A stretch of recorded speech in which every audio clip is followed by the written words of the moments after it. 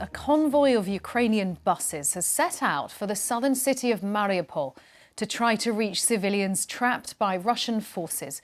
A Ukrainian deputy prime minister said the International Red Cross had confirmed that Russia had agreed to open a humanitarian corridor to the besieged port. Tens of thousands of civilians remain there after weeks of Russian bombardment. Meanwhile, a head of British intelligence says that Russian troops in Ukraine are demoralised, short of equipment and refusing to carry out orders. John Donnison reports.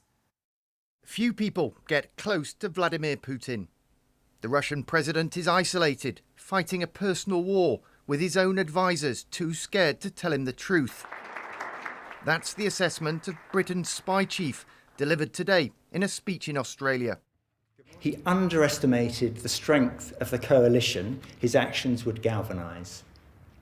He underplayed the economic consequences of the sanctions regime. And he overestimated the abilities of his military to secure a rapid victory. We've seen Russian soldiers, short of weapons and morale, refusing to carry out orders, sabotaging their own equipment, and even accidentally shooting down their own aircraft. On the ground, north of Kyiv, Ukrainian forces are securing areas recaptured from the Russians, their enemy still lying scattered around them. They were cannon fodder, just kids sent here, Alexander says, before a reminder that around the capital, all is not yet quiet. And in the besieged and battered southeastern city of Mariupol, they've been burying the dead in the streets. The UN estimates at least 5,000 civilians have been killed here. With conditions deteriorating, there's another promise of a ceasefire this morning to allow people to get out.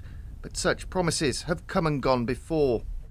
In his latest address, President Zelensky said the war was at a turning point, but cast doubt on Russia's claim that it's de-escalating the fighting.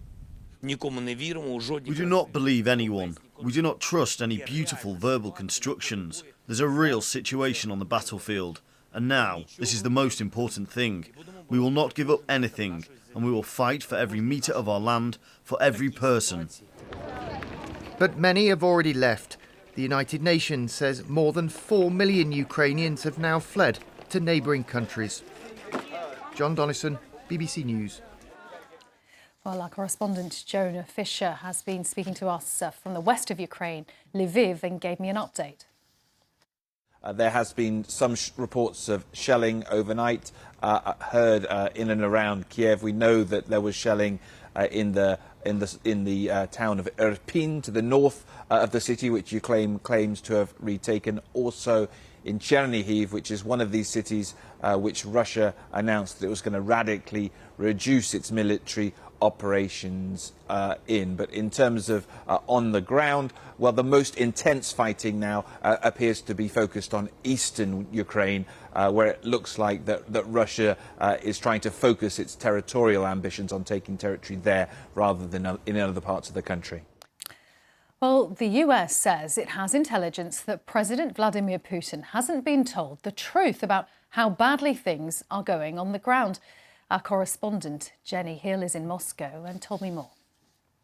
What's really interesting here is if you look at state television, and of course the vast majority of Russians do look at state television, read state-controlled newspapers, you would think that this special military operation, you're not supposed to call it a war, of course, is going extremely well. You know, pundits on state television last night were saying things like this operation will go down in the textbooks. Armies of the future will look to the Russian military and their operation as an example. So people here in Russia think that this is going actually according to plan. The Ministry of Defence last night, reflecting on those plans to reduce military activities around Kyiv and Chernihiv, as announced by Russian officials, were saying that actually this is all part of the plan. They'd only really been around cities like Kyiv in order to distract Ukrainian troops so that they could themselves concentrate on eastern Ukraine. As you know, the Russian military's plan is now to focus on the Donbass region. They say they want to, in their words,